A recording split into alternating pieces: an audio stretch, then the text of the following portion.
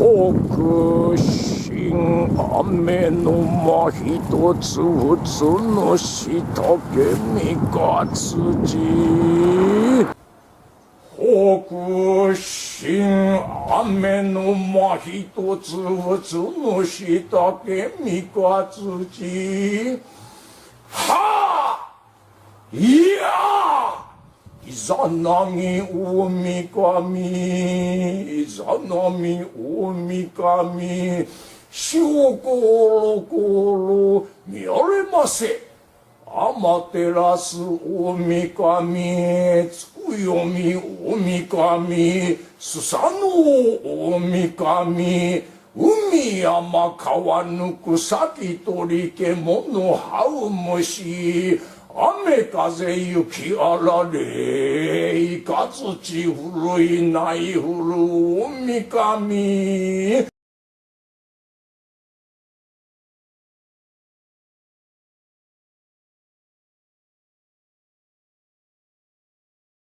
国々の国玉大神うぶすな大神あら神国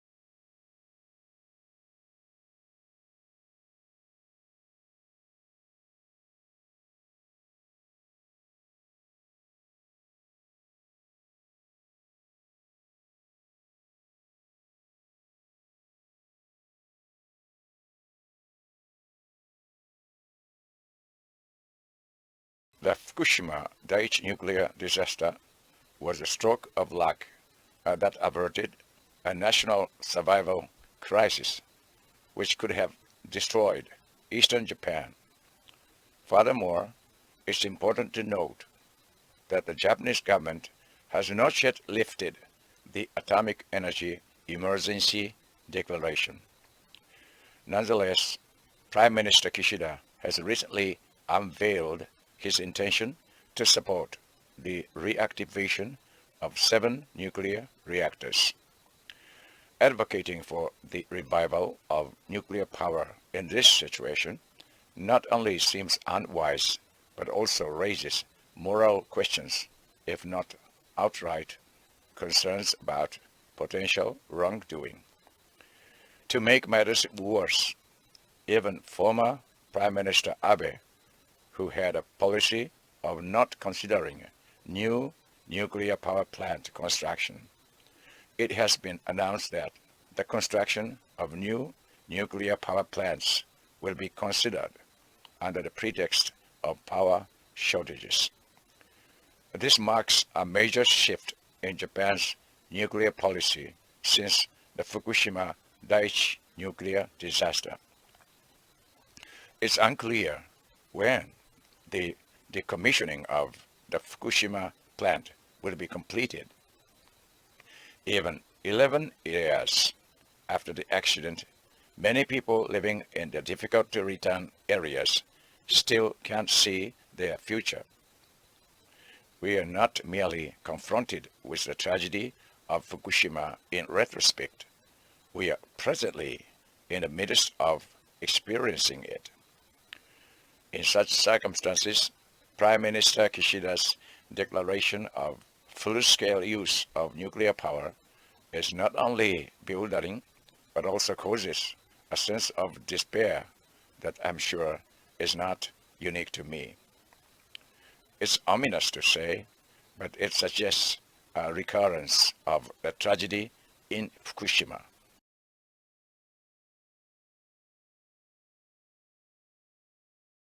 When Reverend Nakajima was younger, he grappled with nihilistic thoughts. However, a transformative experience led him to embrace the idea that everyone inherently loves themselves. As a result, he believes it's crucial for us to love ourselves without causing harm to others, recognizing that all beings cherish their lives. This concept serves as the fundamental principle of his work and in turn forms the bedrock of Buddhism, which emphasizes the interdependence of the self and others. Living in a time when nuclear power and its dangers threaten our existence, we must return to the fundamental principle of the Buddhist concept of jiririta, self-benefit and benefit of others, which upholds the dignity of all life.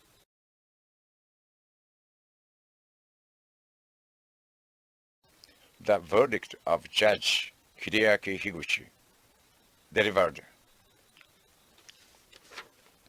on May 21st, 2014, at the Fukui District Court, which acknowledged the severity of the damage caused by the Fukushima nuclear disaster, responded to the Buddha's wish for "May all beings be happy."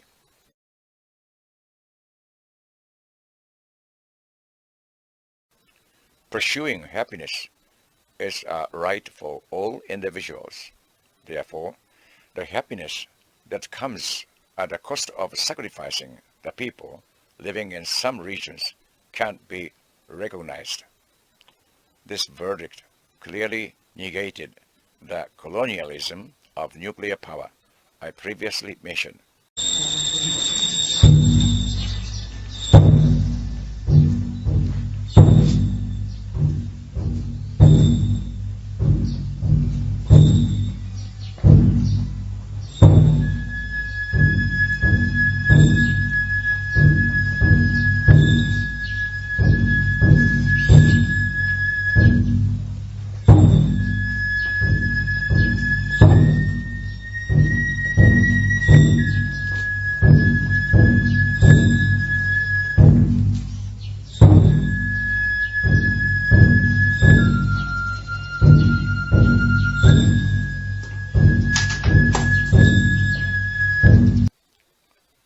For a long time, the Japanese government and nuclear power companies have focused on two main benefits when promoting the construction of nuclear power plants: contributing to the economic development and employment of the host communities and providing abundant, low-cost electricity to consumers. However, as Reverend Nakajima pointed out in the previous video, while people in the areas using most of the generated electricity enjoy a comfortable, electrified life, those living in the host communities of the nuclear power plants have been implicitly assumed to bear the enormous risk of losing their entire living environment due to a severe accident. This premise is a structure that could be called nuclear colonialism, as I mentioned in the previous video. Therefore, nuclear power plants are not built in densely populated areas, including the Tokyo metropolitan area.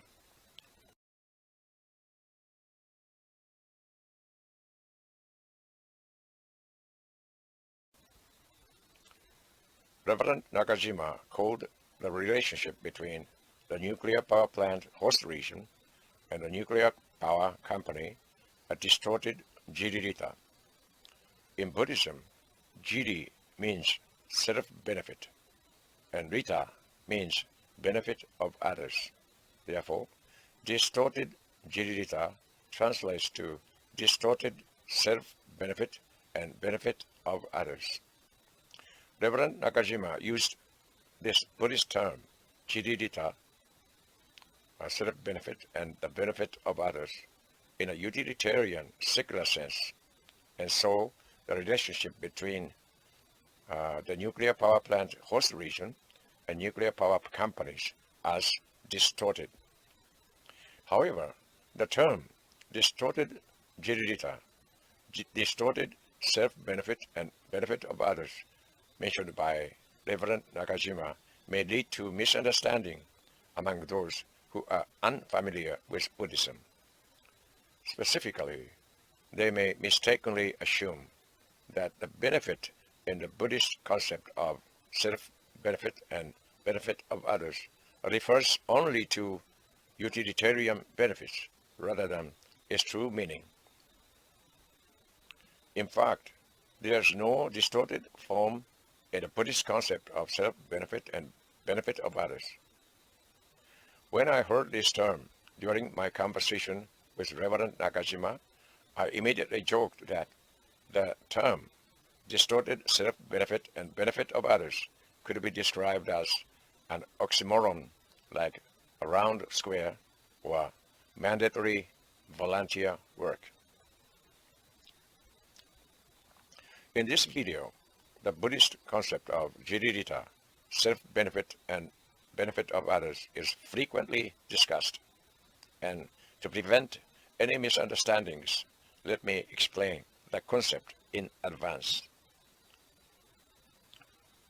Jiridita refers to looking out for oneself while also looking out for others. In Buddhism, this concept emphasizes the interconnectedness of all beings and the importance of considering the well-being of others.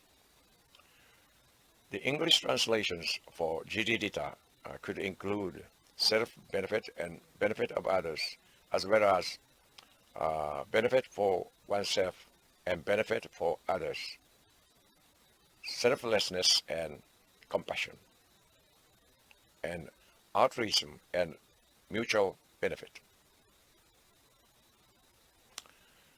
All of these expressions emphasize the dual nature of the concept, which involves finding a balance between one's own interests and the interests of others.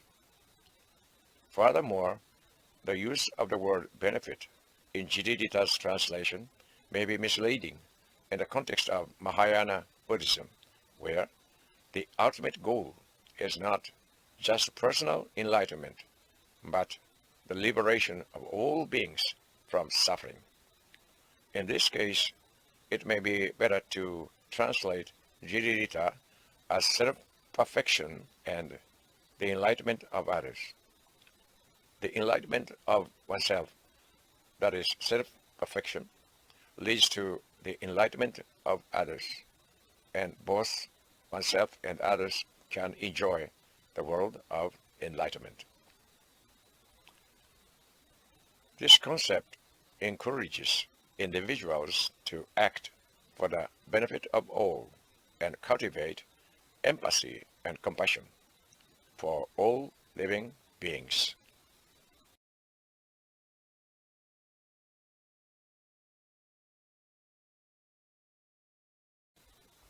Next, I want to delve into the ultimate essence of understanding self-benefit and benefit of others in Buddhism, which is expressed in Japanese as Jita Ichinyo. If translated word for word, Ji means self, Ta means others, and Ichinyo means oneness. Therefore, Jita Ichinyo can be translated into English as oneness of self and others. Let me elaborate on this concept and explain its importance in understanding self-benefit and benefit of others in Buddhism. While self-benefit and benefit of others are often discussed as separate concepts, they are ultimately one path to achieving the same goal of living in accordance with the fundamental enlightenment of being human. At the core of this enlightenment is the idea that oneself and others are fundamentally connected as one existence, despite appearing as distinct personalities. This is known as the oneness of self and others, and is the root of self-benefit and benefit of others in Buddhism. As stated in the Lotus Sutra, all humans are born from the same womb as Buddha's children. In the eyes of Buddha, although I and you may be distinguished, we are inseparable. By recognizing the inherent interconnectedness of all beings, those who have attained enlightenment are able to transcend their own ego and become fully awakened to the oneness of self and others. As a result, they are willing to live a life of benevolence and compassion, helping and saving others in any way they can. This understanding of the interdependence of self and others is essential to truly grasping the nature of self-benefit and benefit of others in Buddhism, and is a central tenet of the Mahayana tradition. Those who have come to see things from Buddha's perspective are awakened to their original selves. In other words, they are enlightened. For those who have awakened to their original selves, that is, those who have completed self-benefit, their ego becomes empty, or, in other words, their ego disappears, and they naturally become awakened to the oneness of self and others, leading a life in which they help and save others. Those who have awakened to their true selves can no longer remain indifferent to the pain and suffering of others. It's inevitable that they'll engage in acts of benevolence, that is, acts of altruism, to help and save others. Those who live in the world by the enlightenment of no self or emptiness are called Mahayana Bodhisattvas, who work for the salvation of all living beings. Understanding the fundamental relation between self-benefit and benefit of others, where self-benefit naturally leads to altruism, is more important than anything else. Self-benefit and benefit of others are originally a path to living out the ultimate truth. Therefore, monks of Mahayana Buddhism should engage in social issues not necessarily as members of political parties, but as an integral part of their Mahayana Bodhisattva practice.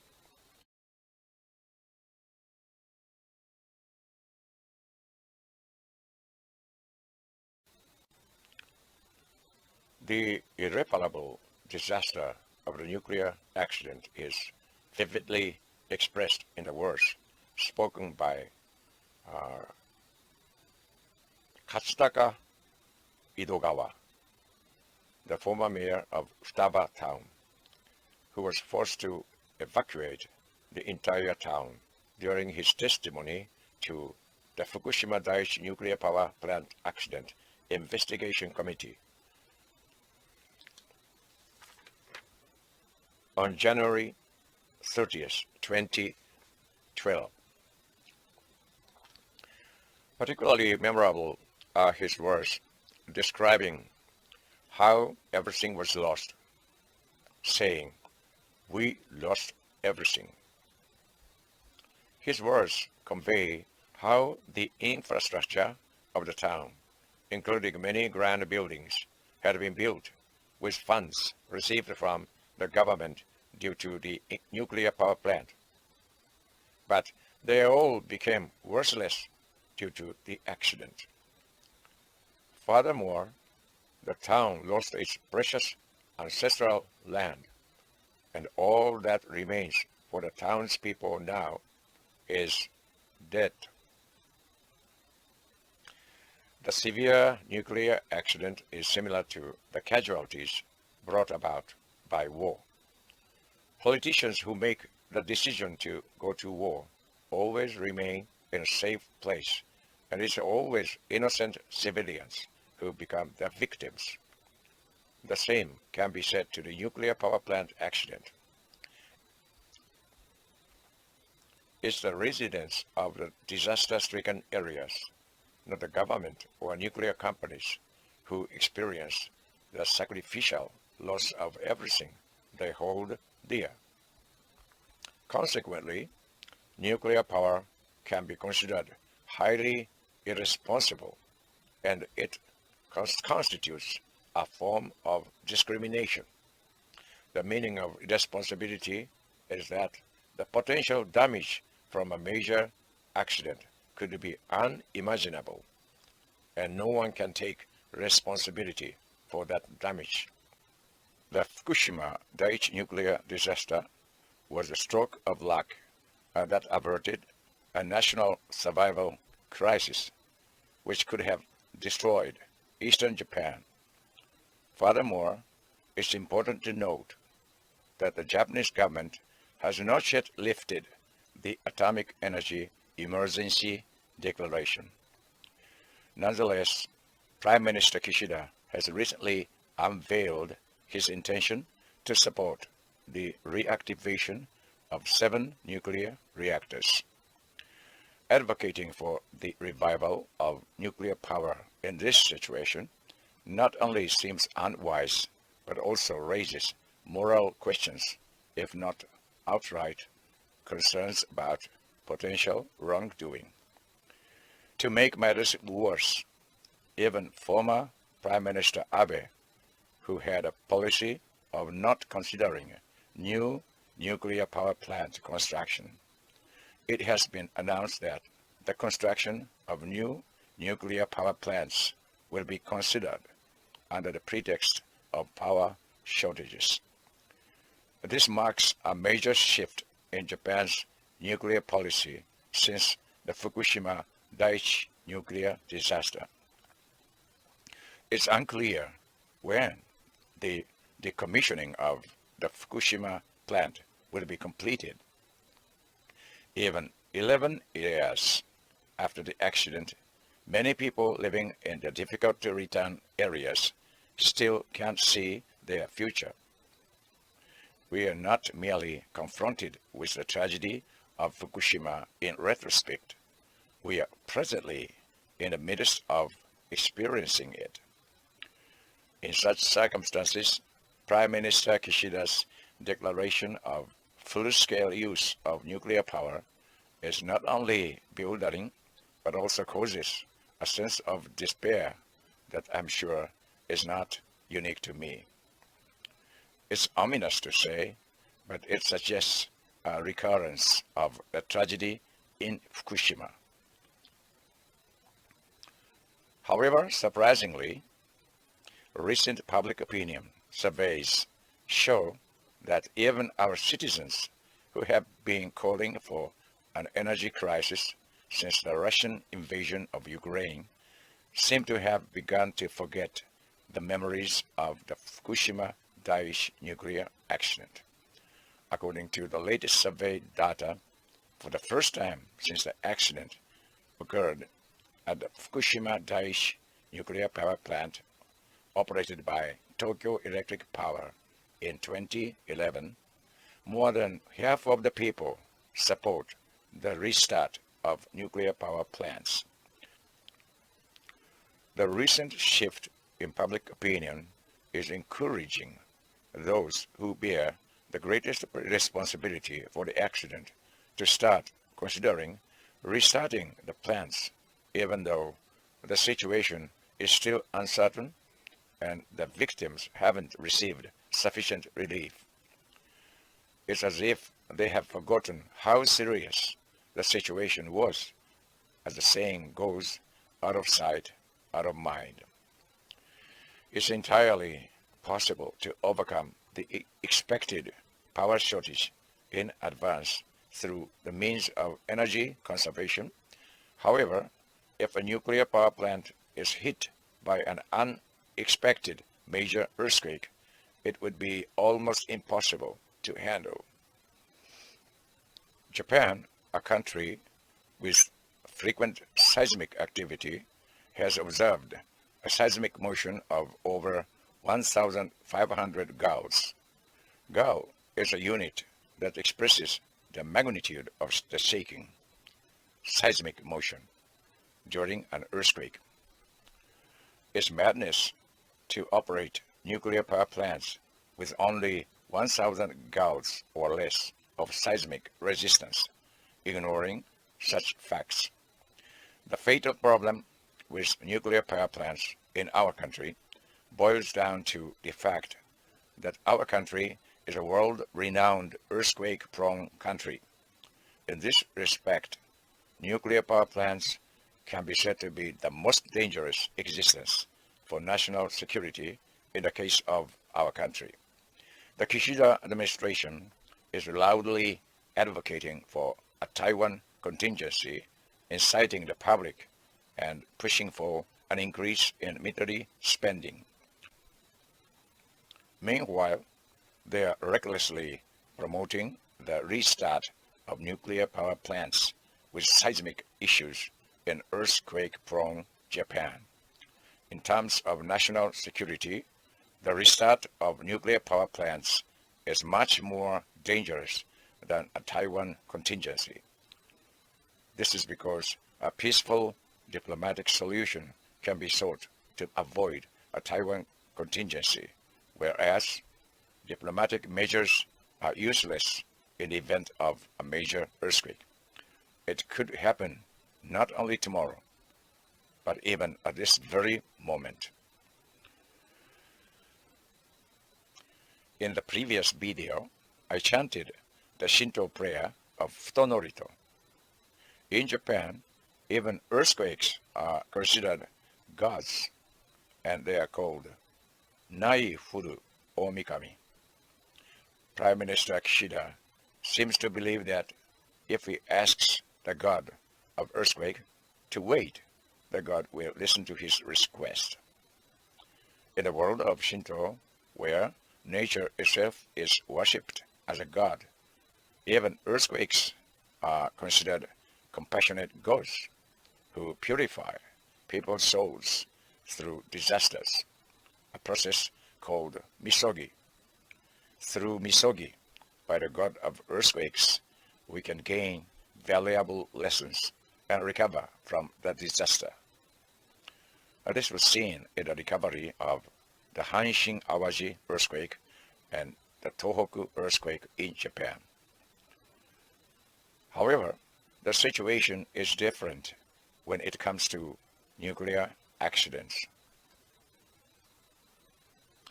If a major earthquake were to occur at a nuclear power plant site, the purification by the earthquake god Misogi would not cleanse, but instead devastate the land and the people living there, becoming a demonic act rather than Misogi by the earthquake god. Japan has the highest occurrence rate of earthquakes in the world, and is the only country operating nuclear power plants in such a seismic area. This clearly indicates that Japan should refrain from operating nuclear power plants, considering the associated risks. In summary, Japan is the country that more than any other should not operate nuclear power plants due to its unique vulnerability to earthquakes. Those who don't learn from history are destined to repeat it.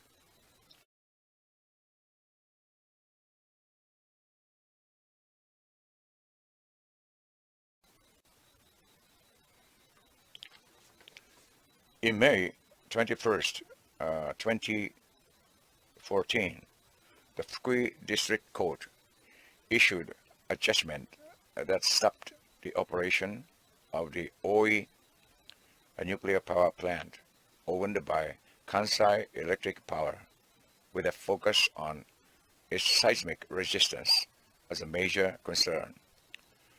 Former Judge Hideaki Higuchi made the decision based on the fact that the damage caused by a nuclear accident is extremely severe. Therefore, nuclear power plants require advanced safety measures, including high seismic resistance. As Japan is a country prone to earthquakes, it's essential for nuclear power plants to have high seismic resistance. However, the seismic resistance of nuclear power plants in Japan is extremely low, and thus their operation can't be allowed. This is an explanation that anyone can understand and agree with. As the saying goes, there's not a single nuclear power plant in Japan that can withstand a strong earthquake. Therefore, if we focus on seismic resistance, all nuclear power plants would have to be shut down. The Abe administration had a policy to allow the restart of nuclear power plants that cleared the regulatory standards created by the Nuclear Regulation Authority. However, Judge Higuchi pointed out that the regulatory standards set by the authority didn't guarantee the safety of the nuclear power plants. In the previous cases, the installation of nuclear power plants was decided based on whether they met the new standards of the Nuclear Regulation Authority. However, this method of decision-making doesn't ensure the true safety of the nuclear power plants. To put it bluntly, the Nuclear Regulation Authority was giving approval that there will be no major earthquakes in the areas where nuclear power plants are located. The electric companies should be aware that if a nuclear power plant were hit by an earthquake of more than 1,000 Gao, an accident could occur. Therefore, it was necessary for the Atomic Energy Regulatory Commission to provide earthquake prediction that no major earthquakes occur in the site of the nuclear power plant, to claim that a nuclear power plant with low seismic resistance is safe. However, earthquake prediction is impossible. We can't rely on the earthquake predictions based on the safety myths propagated by the pro-nuclear gods. It's a ridiculous idea that the safety of the nuclear power plants is determined by faith in the belief that those who believe will be saved.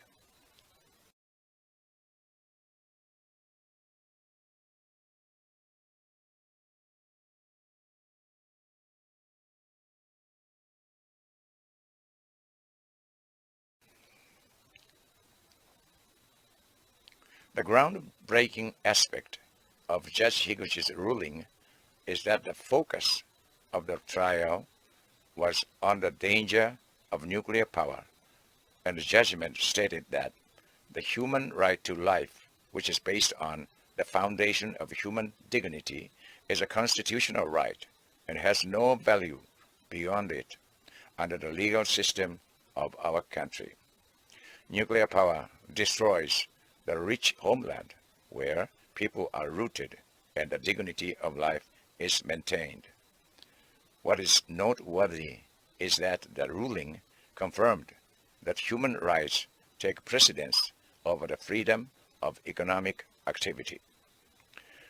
As foolish modern people controlled by self-interest, we take for granted the benefits that are most essential to human life, such as the sun, air, water, and land that form the basis of our lives. We only realize their implaceable value once we have lost them. There's no better way to teach modern society the importance of the essential teaching of Buddhism, having few desires and being satisfied with what one has. Shoyoku Chisoku in Japanese, than a nuclear accident. This teaching, known as Shoyoku Chisoku, advocates not desiring what you don't have and being content with what you already possess. In other words, if you don't want too much, you can feel comfortable in your life. Article 13 of the Constitution establishes the fundamental right to life as its cornerstone. To grasp the concept of the human right to life in legal terms, let's envision the priceless things that those affected by the unprecedented nuclear disaster tragically forfeited due to radioactive contamination. These irreplaceable possessions include their means of sustenance, their beloved residences, and the very land and environment that fostered their existence. Over 150,000 people, young and old, were forced to leave their hometowns and become rootless wanderers. The feeling of love for their homeland can't be expressed in words. The love they once had for their homeland can't be artificially restored. This irretrievable loss is the essence of the human right to life to victims of the nuclear accident. Anyone who can empathize with their sense of loss can easily understand how essential the human right to life is to us. The tragedy of Fukushima can be likened to a Pyrrhic victory, where the merit of installing a nuclear power plant is far outweighed by the loss suffered by the affected area.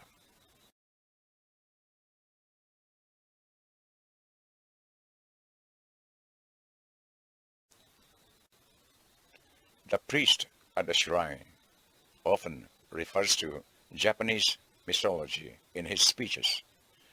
According to Japanese mythology, the people, land, and all living beings in the natural world are regarded as sacred beings born by the two gods, Izanagi and Izanami. In this sense, it would not be entirely incorrect to refer to Japan as Kami no Kuni, a land of the gods.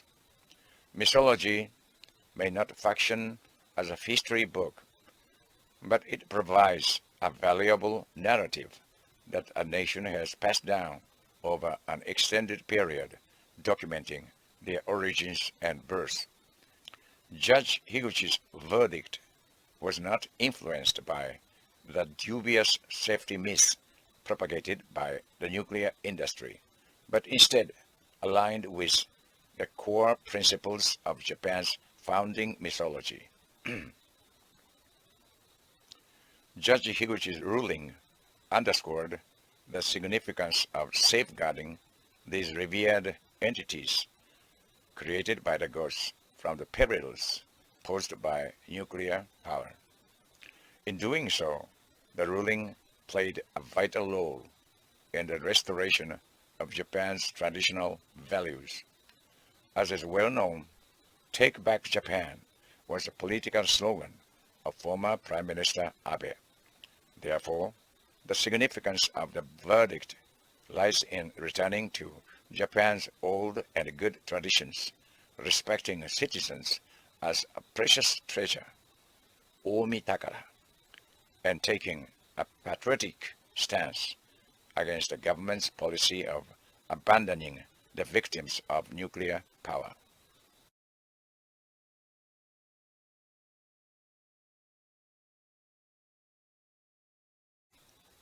Why can't our country be free from its obsession with nuclear power? There's one thing that can be said for sure. If we turn a blind eye to the immeasurable costs that lead to a Pyrrhic victory, nuclear power will continue to generate enormous profits for power companies. This money tree has become a den of special interests, and the profit-sharing community created by the people who gather there is called the nuclear village, Genshiroku Mura. Reverend Nakajima refers to these people as those blinded by gold. The statement that symbolizes the culture of this nuclear village was made by Koichi Takagi, who served as mayor of Tsuruga City, Fukui Prefecture, for 16 years, from 1979 to 1995. He said something shocking. Nuclear power may bring in money, even if it causes physical disabilities in children born 50 or 100 years from now. This statement was made on January 26, 1983, at a lecture held by the Hakui Regional Chamber of Commerce and Industry in Ishikawa Prefecture, a pro-nuclear group that gathered about 150 townspeople. Reverend Nakajima warns those who choose to be blinded by greed for wealth that they'll burden future generations with an irreparable negative legacy. He reminds us of the words of a Buddhist monk he met in his youth. There's food on the path, and by focusing on food, we lose the path. The path refers to the teachings of Buddha, and food to all worldly desires. These words were reminiscent of the famous saying by Dengyo Daisaicho, the founder of Endakuji Temple on Mount Hiei. In faith in Buddha, there's clothing and food, but in clothing and food, there's no faith in Buddha. Faith in Buddha refers to the heart that seeks Buddha's teachings. Having heard that seeks the Buddha's teachings comes first, and then clothing and food follow. It's not the other way around.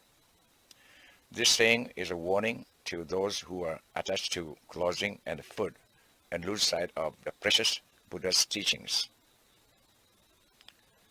Those who sincerely seek the path and devote themselves to it should have no problem with their livelihood. The necessary minimum of clothing, food, and shelter will naturally be provided. However, those who are attached to clothing, food, and shelter and aspire to a life of luxury will be consumed by their desires. They neglect their work, and the mind of the past doesn't emerge. In the era of nuclear power and technology, it's essential to reflect on the meaning of the path we follow. When Reverend Nakajima was younger, he grappled with nihilistic thoughts. However, a transformative experience led him to embrace the idea that everyone inherently loves themselves. As a result, he believes it's crucial for us to love ourselves without causing harm to others, recognizing that all beings cherish their lives. This concept serves as the fundamental principle of his work and in turn forms the bedrock of Buddhism, which emphasizes the interdependence of the self and others. Living in a time when nuclear power and its dangers threaten our existence, we must return to the fundamental principle of the Buddhist concept of jijidita, self-benefit and benefit of others, which upholds the dignity of all life.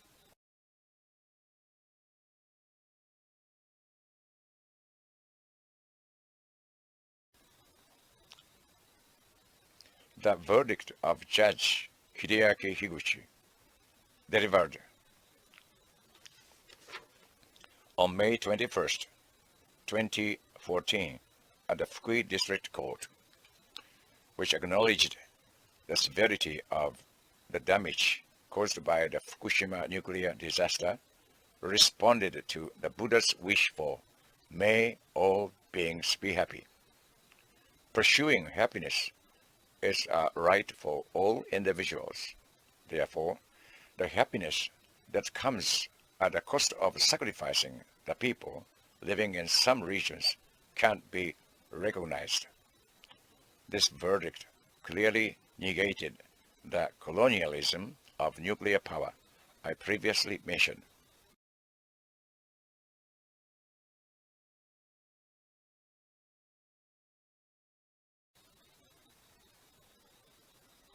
Do you know the short SF story titled "The Ones Who Walk Away from Omelas"? Omelas is a utopia that everyone envies, a beautiful country full of cleanliness and abundance, without dissatisfaction, anxiety, famine, or conflict. However, there's one ugly secret that exists in beautiful Omelas.